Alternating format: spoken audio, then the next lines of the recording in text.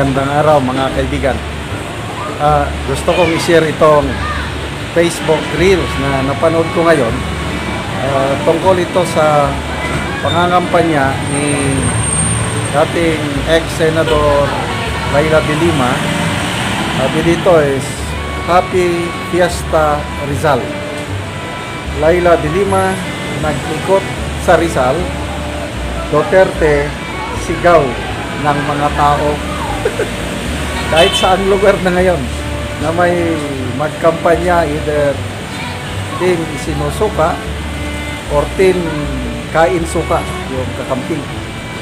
Duterte pa rin ang sigaw. Okay, parinig ko sa inyo ha.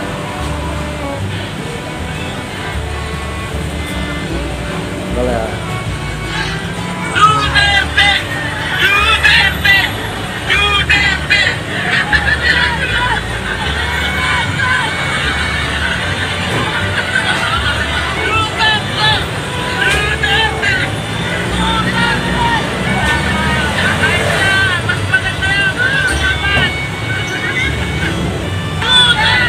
Yeah, si De Lima nag-ikot.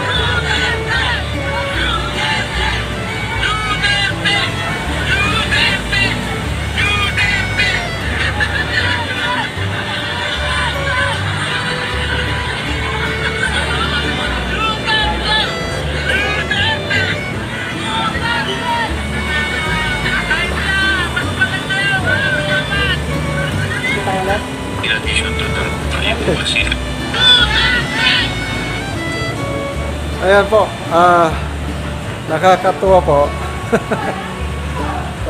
Hindi na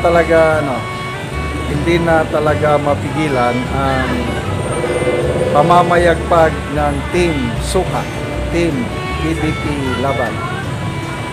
Yung isa kong na-vlog kanina, tinklawan din si Shell Jokno sa isang festival, Hamaka Festival.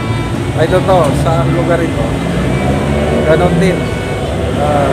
Duterte pa rin ang sigaw ng mga tao. Yung, saan ba yun? Iloilo? I'm not sure, ano? Rally ng team sinusuka. Nag-i-speed si PBBM. May sumisigaw ng Duterte. Parang patay malisya na lang yung mga MC, patay malisya na lang yung mga nagtatalumpati habang ang mga tao sumisigaw ng Duterte. Saan pa? Yung sa Singapore. Anong nangyari sa Singapore? Si Senator Jingo Estrada. Ganun din. Duterte. Ay, nako. Nakakatuwa po na nakaka-proud na maging supporter ng mag-amang Duterte. Dahil sila talaga yung may tapang at malasakit. So, tama yung bang tawag doon, campaign slogan ng Team Suka, yung PDP Laban. Tapang at malasakit. Yun ang nakikita ng taong bayan dito sa mag-ama. Matapang sila hindi nagpapatinag sa mga oligarko, sa mga foreign powers. Wala. Ang importante dito sa mag-amang Duterte, yung kapakanan ng nakakaraming Pilipino. Kaya, I am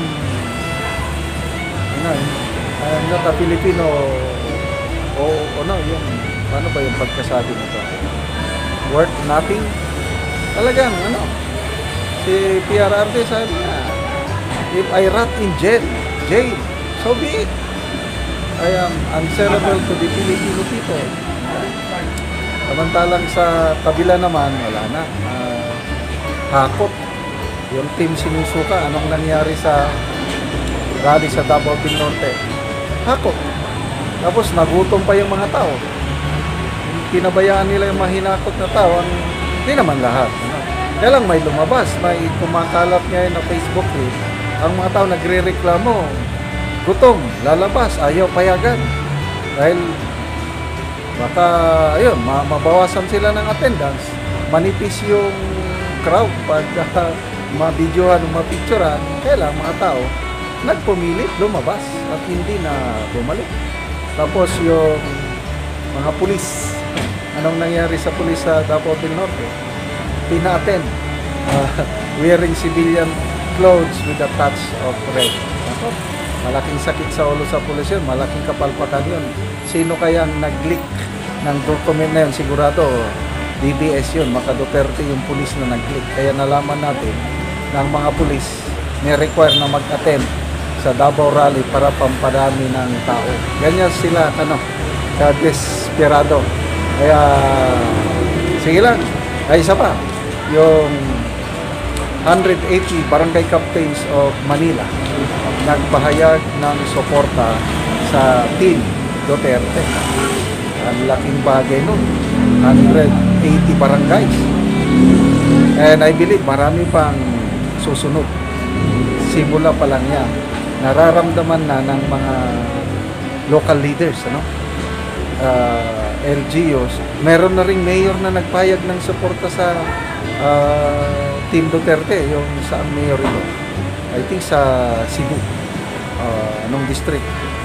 Nagpaparamdam na. So, abangan po natin mga kaibigan.